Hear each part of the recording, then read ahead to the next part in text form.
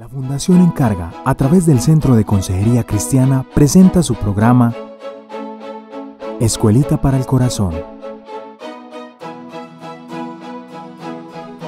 Porque el corazón del problema es el problema del corazón. Sean todos bienvenidos. Hola familia del Redil, hola iglesia y hola a todos los amigos y amigas que se conectan con nosotros a través de las diferentes plataformas. Bienvenidos a este nuevo episodio de Escuelita para el Corazón. Y como siempre estoy aquí bien acompañado con nuestro amigo y hermano Alejandro. Alejandro, ¿cómo estás? Muy bien, pastor, encantado de saludarlo y saludar también a todos los que nos escuchan y nos ven a través de este medio. Muy bien, Bienvenidos. Alejandro. Bueno, el día de hoy vamos a seguir en nuestra primera temporada que hemos titulado Entendiendo el Corazón. Y hoy vamos a tratar un tema bien importante y es, la semana pasada mencionamos la importancia del corazón y dijimos que lo que Dios quiere cambiar, ¿verdad? Y donde Dios quiere operar ese cambio es a nivel de nuestro corazón, porque el problema del corazón es el corazón del problema. Y si la raíz de nuestros problemas están allá adentro, en el corazón, como Jesús señalaba ahí en el texto que leíamos en el Evangelio de Mateo, porque es lo que sale del hombre lo que lo contamina, entonces corresponde a nosotros poder entender entonces el corazón, comprender cómo funciona, qué es eso del corazón. Y precisamente es eso lo que queremos hacer en este día, poder hablar un poco acerca de cómo funciona el corazón.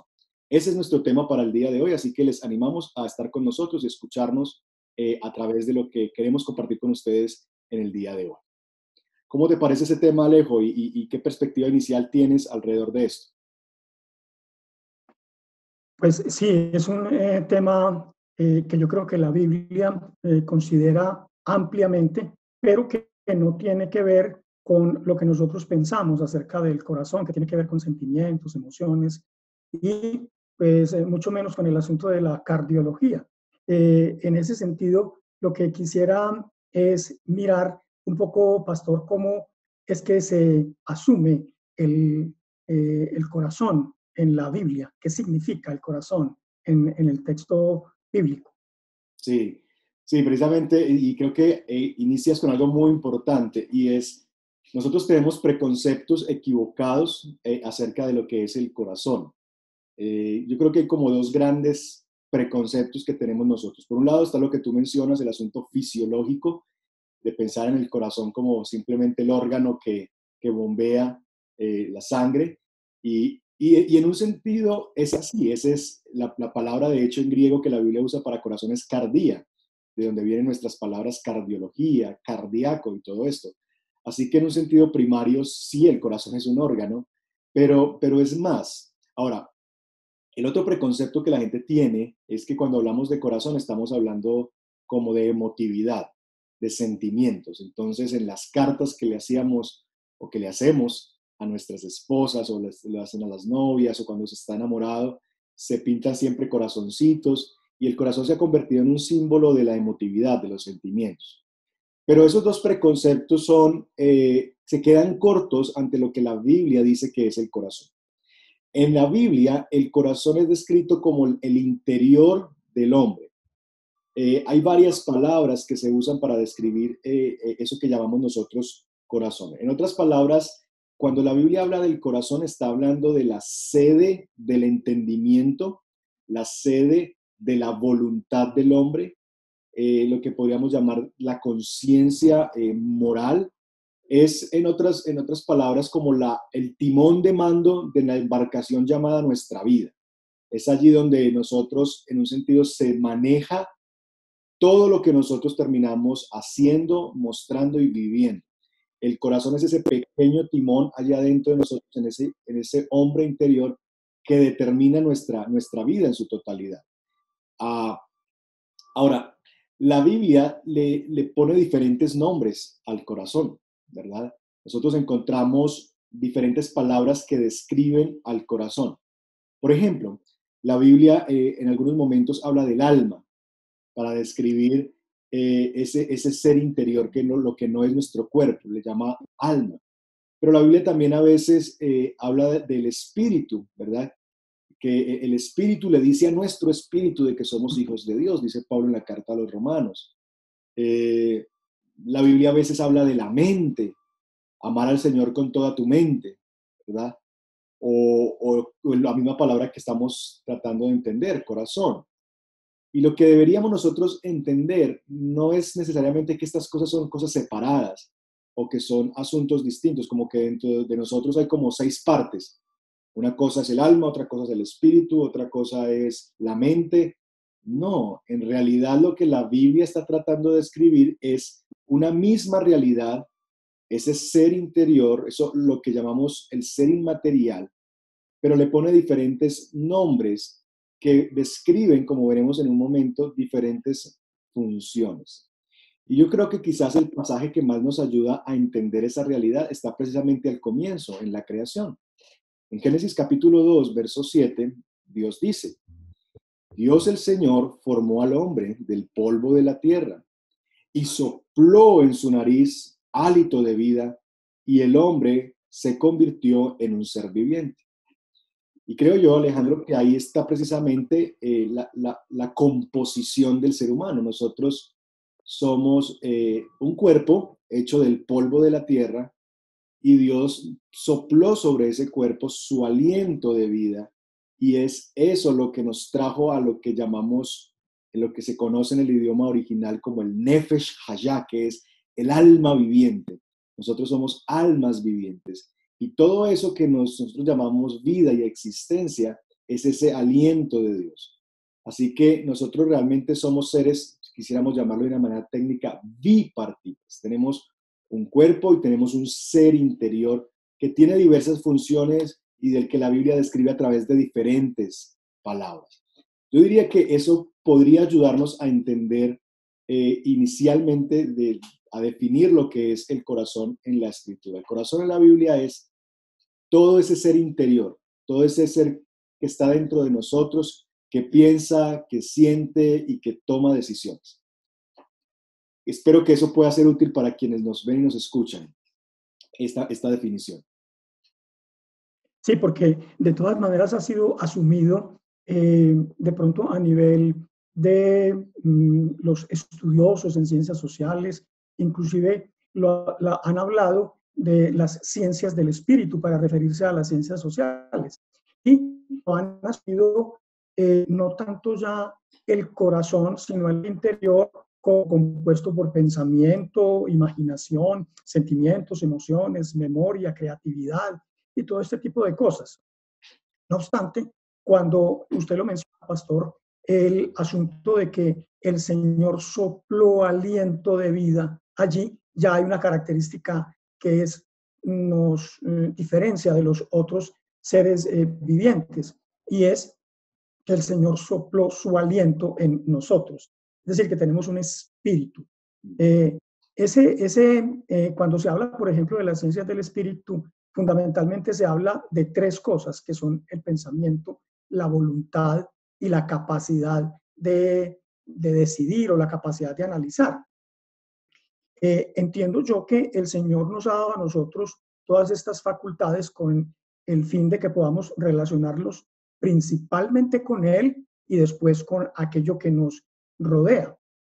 No obstante, por ejemplo, digamos, hay una facultad nuestra que tiene que ver con la capacidad de decidir, ¿cierto? Que tiene que ver con la voluntad, que ha sido más bien poco estudiada. De hecho, por ejemplo, los griegos estudiaron prácticamente todo lo relacionado con la razón, el pensamiento, etcétera, pero no tomaron en cuenta o no la tomaron en cuenta, no, sino que no analizaron lo que era la voluntad, es decir, aquella capacidad de decidir que incluso marcó nuestro presente con el pecado de Adán, cuando él tomó una decisión por su voluntad. ¿Qué podríamos decir al respecto, pastor? Sí, yo creo que lo que tú mencionabas de los acercamientos de las ciencias sociales Esto pasa como pasa en muchos otros escenarios de la vida, y es que las ciencias humanas, por llamar como los desarrollos humanos, eh, se toman el atrevimiento, creo yo, de acuñar derechos de autor de algo que realmente es Dios quien tiene los derechos de autor. Porque realmente no son las ciencias sociales las que descubren, o por llamarlo de alguna manera, las que llegan a la conclusión de estas funciones del corazón o del ser interior, sino realmente es la Biblia la que las define. Es la Biblia la que define que el hombre en su interior tiene pensamientos, tiene emociones y tiene una voluntad. Creo yo que lo que las ciencias sociales hacen es, a través de la observación, volver a decir lo que la Biblia ya decía. Y seguramente no van a decir que eso ya estaba en la Biblia hace miles de años. Quizás van a empezar a decir que estos fueron descubrimientos que se hicieron alrededor del estudio de las ciencias sociales. Sin embargo, como les decía hace un momento, la Biblia define eso. Y la Biblia define que precisamente esta realidad de que el corazón no es algo estático. Y eso es muy importante en nuestra comprensión de cómo funciona el corazón. El corazón no es algo estático que solamente hace una cosa y es como de monotarea o monofuncional. No, el corazón es muy dinámico. Por eso es que muchas veces lo experimentamos aún en el día a día. Uno puede de un día para otro experimentar un profundo dolor y una profunda alegría. Uno puede tener un pensamiento, inmediatamente ese pensamiento le produce un estado de ánimo. Y ese estado de ánimo inmediatamente lo lleva a uno a tomar una decisión impulsiva. Entonces, estas funciones se entremezclan entre sí y el corazón funciona de una manera muy dinámica. Y nosotros creo que es importante que entendamos esto para poder entonces ver cómo podemos realmente vivir nuestra vida conforme a lo que es el plan de Dios y vivir esa vida abundante que Dios quiere para nosotros. Y yo quisiera describir básicamente las tres funciones que la Biblia presenta que tiene el corazón, para que nos ayuden en esta comprensión y en este diálogo. Y para eso quisiera mencionar un texto que nos ayuda a captar un poquito eso que estamos mencionando. Hebreos capítulo 4, verso 12 dice: ciertamente la palabra de Dios es viva y poderosa, y más cortante que toda espada de dos filos. Penetra hasta lo profundo, dice aquí, en esta versión, del alma, y juzga los pensamientos y las intenciones del corazón. Entonces, noten esto, aquí hay un asunto de alma, corazón, usados de forma intercambiable, distintamente, y se nos dice que en el alma, en el corazón, se albergan pensamientos e intenciones, porque lo que hace la palabra es que llega y juzga los pensamientos y las intenciones del corazón. Este texto está afirmando que el corazón tiene pensamientos, que el corazón tiene intenciones o voluntad, que es lo que hemos tratado de mencionar hace un momento. Así que en la escritura se nos describen tres funciones del corazón. El corazón involucra pensamientos, el corazón involucra emociones, el corazón involucra intenciones. Es el lugar donde se controla la vida humana. El corazón es ese, de nuevo repito, timón de mando de la vida humana.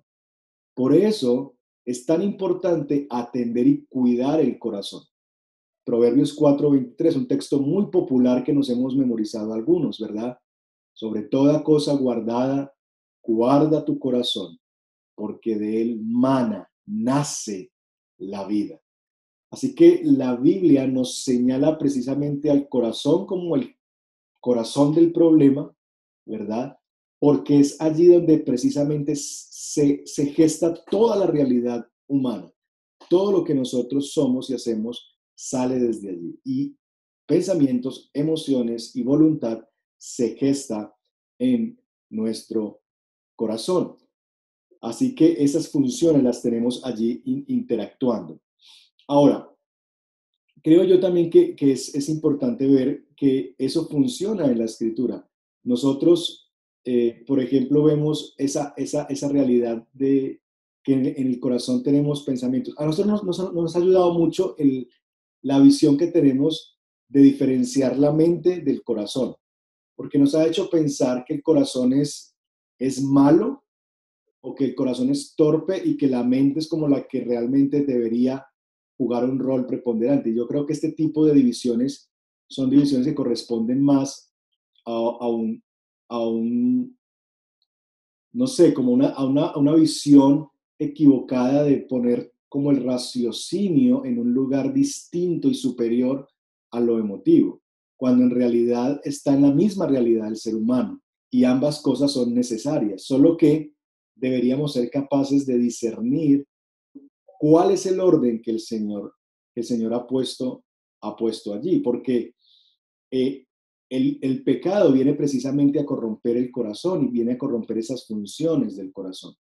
Y yo quisiera de pronto que interactuáramos un poquito ahí, Alejandro, tratando de ver cuáles son algunos de los efectos que el pecado trajo sobre esas funciones, sobre nuestros pensamientos, sobre nuestras emociones y sobre nuestra voluntad. Yo creo que eso nos podría ayudar a entender muchas de las cosas que nosotros hacemos hoy en día y que terminan produciendo los problemas con los cuales nosotros tenemos que lidiar, ¿verdad? Sí, yo creo que nos asiste la razón cuando nosotros podemos llegar como a la conclusión de que el mundo ha explicado al ser humano desde sus funciones mentales, principalmente desde la razón, ¿no es cierto? Pero la Biblia habla de todo el ser humano, de todo su interior, incluyendo su pensamiento, incluyendo su razón, su raciocinio. De hecho, la razón que el Señor le dio al ser humano se la dio con el fin de que él pudiera comprender algo que es, vamos a decirlo, una verdad de sentido común. Y es que tú no te creaste a ti mismo.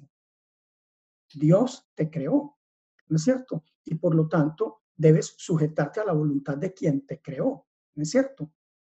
Entonces aquí la explicación desde el mundo nos presenta a nosotros una cantidad de elementos que llevan a concluir de que nosotros a veces cometemos errores, de que a veces nos equivocamos. La Biblia dice que nosotros pecamos, ¿no es cierto? Y es clara en eso.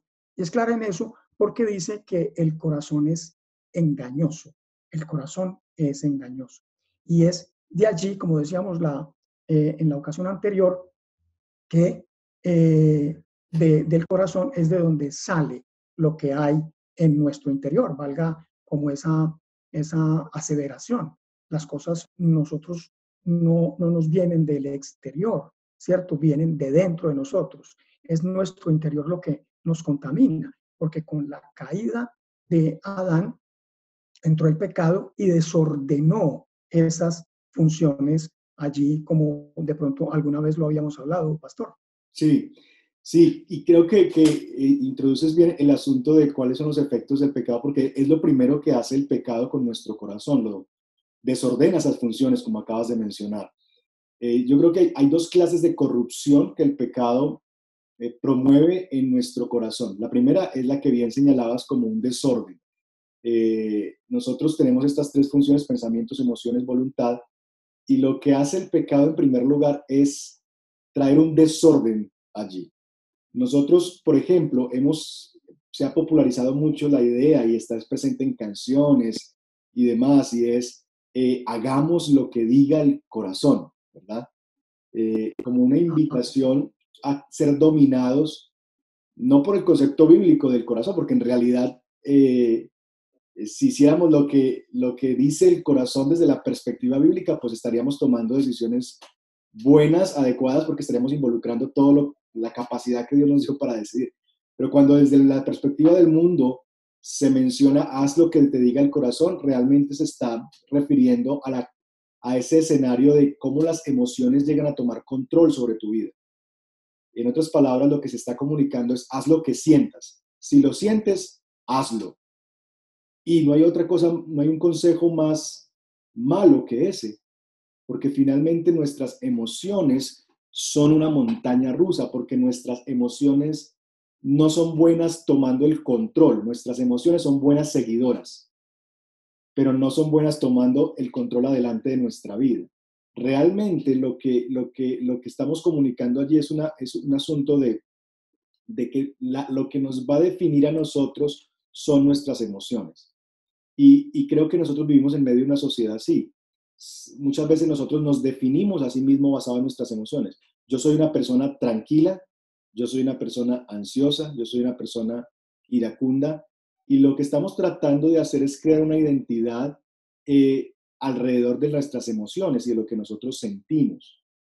Y yo creo que esa es una otra muestra que en nuestra sociedad actual las emociones están tomando un lugar indebido, están yendo adelante en el puesto del conductor de nuestra vida y manejándonos a nosotros.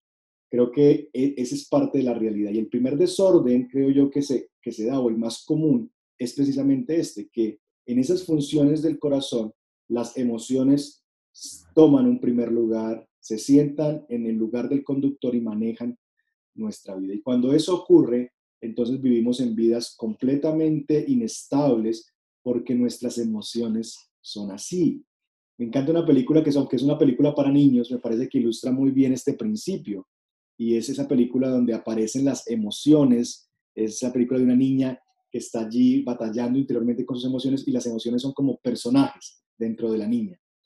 Y ella empieza a interactuar, allá adentro empieza a interactuar con estas emociones y realmente lo que está comunicándose allí es que estas emociones están tomando el control de esta niña y todas luchan por tener el control.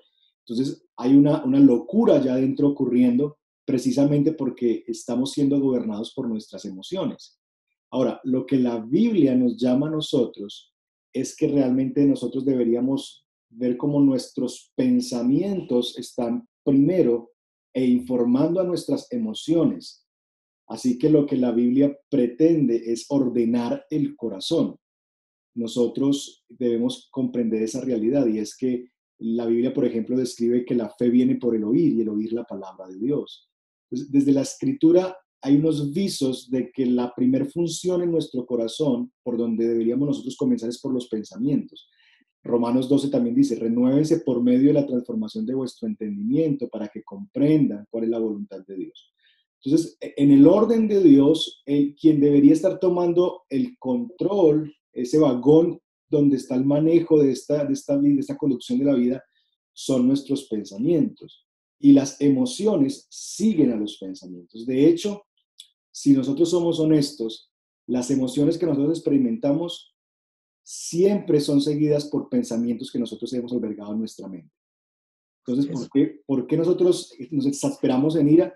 Porque tenemos un pensamiento primario que nos hace pensar que eso es un acto injusto o que eso no debió haber pasado de esa manera, etc. Así que, querámoslo o no, nuestros pensamientos le comunican a nuestras emociones ciertas cosas que hacen que ellas en un sentido se manifiesten y nuestras emociones nos llevan finalmente a tomar decisiones adecuadas o no. Por lo que es muy importante entender en primer lugar que uno de los efectos precisamente del pecado es silenciar, ya sea silenciar los pensamientos o silenciar la mente o mal informar la mente. Porque creo yo que es ahí donde trabaja Satanás, el campo de batalla de la mente. Satanás va a empezar a meter mentiras, a comunicar sus mentiras y sus cosas inadecuadas a nuestra mente para que entonces, al tener en nuestra mente albergados pensamientos de mal, entonces las emociones, eso se decante en nuestras emociones y al decantarse en nuestras emociones termine decantándose en nuestras acciones. Por eso es muy importante nosotros cuidar nuestros pensamientos e informar a nuestra mente. Porque de nuevo no solamente se trata del desorden de nuestras funciones, se trata de que el trabajo de Satanás es también mal informar a nuestra mente con la mentira, con las mentiras que él viene y nos susurra, ya sea desde nuestro ser interior, como tú decías, el corazón nos engaña, entonces nuestro corazón a veces nos va a hablar mentiras que no tienen nada que ver con lo que Dios dice, o con voces externas. La gente con la que nos rodeamos, las cosas que estamos escuchando, esas cosas están formando en nosotros pensamientos que finalmente van a bajar a nivel de las emociones y que finalmente se van a ver reflejados en nuestras acciones. Así es, el engaño de Satanás a Adán y Eva introdujo ese desorden en nuestro ser interior. No obstante, porque Adán y Eva no estuvieron en coherencia, por así decirlo, o en relación directa para cumplir la voluntad de Dios. ¿no es cierto?, sino que se apartaron de la voluntad de Dios, y eso en ese momento y hoy también es lo que desordena nuestro ser interior. De tal manera que nosotros tenemos, como dice el apóstol Pablo, esperanza en Jesucristo, porque fue quien nos enseñó que nosotros podemos estar y debemos estar totalmente alineados con la voluntad de Dios. Si la voluntad de Dios es aquello que rige nuestra vida, nuestra oración, nuestros sentimientos, nuestras emociones y nuestros pensamientos, sin duda vamos a volver a tener orden donde ha habido caos. ¿No cree usted, pastor? Así es, y mencionabas a la persona de Jesús como alguien que modela precisamente eso, porque si nosotros miramos el Evangelio, nosotros nos vamos a encontrar con un Jesús, por ejemplo, que modeló este asunto de poner en orden sus pensamientos, emociones y voluntad. Recuerda que en los últimos momentos, antes de ir a la cruz del Calvario, Jesús va y se aparta a orar. Y lo que dice delante del Padre es: mi alma está angustiada hasta la muerte. Hay una emoción que él está sintiendo. Y esta emoción podría tener el poder de gobernar sus decisiones. Y lo que él expresa en oración es precisamente esa tentación que él está enfrentando. Pasa de mí esta copa. Es decir, mis emociones me están comunicando: huye. Mis emociones me están comunicando: no lo hagas, no vayas tras eso. Pero yo sé que mis emociones no deben dominarme, por lo que ante esta emoción que yo siento de angustia, vengo delante de ti para que tú reordenes mis pensamientos. Entonces él empieza a hablarle a su alma y a hablarle al Señor: Padre, pero no se haga mi voluntad, sino la tuya. Correcto, así es. Porque para esta hora he venido, he llegado. Entonces él empieza como a informarle a su mente: no puedes huir porque para esta hora has llegado. Este es el momento por el cual tú viniste y te encarnaste y viniste a la tierra y asumiste forma de siervo. Es para este momento que has llegado. Entonces empieza a recordarle las verdades de Dios a su corazón, porque está sintiendo precisamente eso que estamos hablando hace un momento, que las emociones están empezando a tentarle por gobernar su vida. Mi alma está angustiada, pasa de mí esta copa. Eso es lo que él quisiera si fuera gobernado por sus emociones. Las emociones le dicen: huye. Pero Dios, su palabra, el propósito de Dios, le dice: permanece porque para esto ha llegado. Y entonces él empieza a informar su corazón con la verdad de Dios. Y entonces es capaz, al informar su corazón con la verdad de Dios, de terminar en su voluntad haciendo lo que Dios quiere que él haga. Y teniendo como paz y estando dispuesto a entregarse y decir: llévenme, no tienen que mandar soldados, no tienen que venir una legión por mí, voy con ustedes a ser entregado en la cruz. Y creo, Alejandro, que eso es un gran ejemplo que nos ayuda a nosotros a entender qué hacer, porque de pronto, para ir ya terminando, una de las cosas que nosotros batallamos es: bueno, sí, así funciona el corazón, pero ¿cómo yo batallo con este asunto de mis emociones internas? Y yo quisiera animarles a ustedes que nos están escuchando a hacer lo que hizo Jesús, a ser conscientes de que las emociones van a querer enseñorearse de tu vida. Ellas van a querer tomar el control y definir lo que tú haces y lo que tú vives. Pero es recordar, como decía Martin Lloyd Jones en una frase preciosa y que llevo grabada en mi corazón. Él dijo: no dejes que tu alma te hable, háblale a tu alma. Porque va a haber muchos momentos en que nuestro corazón nos va a empezar a comunicar mentiras y a decirnos cosas: tú no sirves para nada, otra vez estás en la misma, mira que nadie te quiere, mira que es que tu forma de ser, por eso todo el mundo te rechaza. Y va a empezar a comunicarte una gran cantidad de cosas: Dios se ha olvidado de ti, eres lo peor. Y lo que eso va a producir en nosotros es que vamos a empezar a vivir conforme a eso que nuestra alma nos está informando. Cuando eso pase, nosotros deberíamos hacer como Jesús: ir delante del Padre y decirle: Padre, mi alma está angustiada hasta la muerte. Pero Padre, yo sé que mis emociones no son las que me definen, sino eres tú y tu propósito lo que me define. Por lo que no se haga mi voluntad, sino la tuya. Ir al Padre y empezarnos a predicar el Evangelio. Nosotros hemos hablado de la predicación del Evangelio siempre como un acto hacia un tercero. Pero ¿cuánto necesitamos nosotros, Alejandro y amigos, de predicarnos el Evangelio a nosotros mismos? de recordarnos las verdades de Dios. Porque, de nuevo, siempre van a venir pensamientos a nuestra mente que no son del Señor. Y cuando vengan esos pensamientos, lo que Dios quiere es que nosotros recordemos su palabra para enfrentar y confrontar esos pensamientos y desplazarlos. Y decir, no, esto no es la verdad de Dios, esta es la verdad de Dios. Y entonces cuando tú empiezas a implantar los pensamientos de Dios en tu mente, entonces las emociones van a empezar a responder adecuadamente. Porque de nuevo, las emociones se alimentan de tus pensamientos. Entonces, en la medida en que tú llenes tus pensamientos con los pensamientos de Dios, tus emociones van a empezar a descansar en esas verdades de Dios y entonces tus decisiones, tu voluntad va a corresponder a la voluntad del Señor porque proviene de los pensamientos de Dios. Así que animarte a eso. No dejes que las emociones tomen un lugar indebido en tu vida. No permitas y no hagas lo que te diga el corazón. Ve al Padre, permite que Dios te hable a través de su palabra y que Él ponga en orden primero tu corazón para que entonces, teniendo los pensamientos de Dios, puedas sentir los sentimientos que vienen de parte de Dios, o las emociones que vienen de parte de Dios, y entonces puedas hacer la voluntad de Dios en tu vida.